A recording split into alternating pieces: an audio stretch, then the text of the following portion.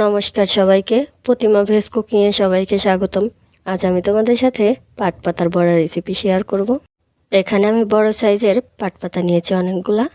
এবার পাট পাতার বড়া ভাজার জন্য গোলাটা তৈরি করে নেব।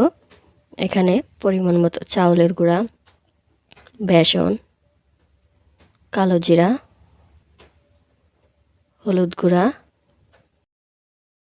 মরিচ গুঁড়া, পরিমাণ মতো লবণ, জিরা গুঁড়া।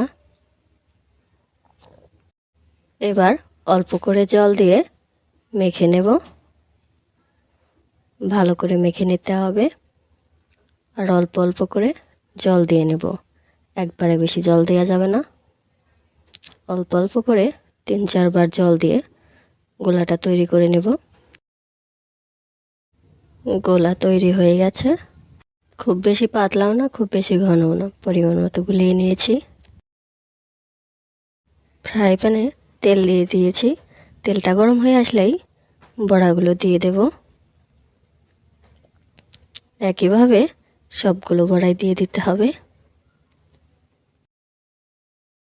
সবগুলো বড়া দেয়া হয়ে গেছে। এবার এক পাশ একটু হালকা হয়ে আসলে উল্টে দেব। একইভাবে সবগুলোই উল্টে দিতে হবে। তোমরা যদি কখনো পাট পাতার বড়া না খেয়ে থাকো, আজকের এই রেসিপিটা দেখে একদিন বানিয়ে খেয়ে দেখবে। আশা করি খুবই ভালো লাগবে।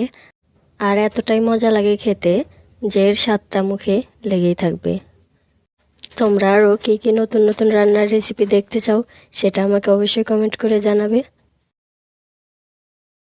বড়াগুলো লাল লাল করে ভেজে নিয়েছি, এবার তুলে নেব। একইভাবে সবগুলো তুলে নিয়েছি। আজকের এই রেসিপিটা কেমন লাগলো অবশ্যই কমেন্ট করে জানাবে।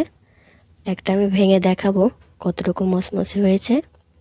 দেখো এতটাই যে মচমচে হয়েছে, ভেঙে যাচ্ছে। সবাই ভালো থাকবে, সুস্থ থাকবে। নমস্কার।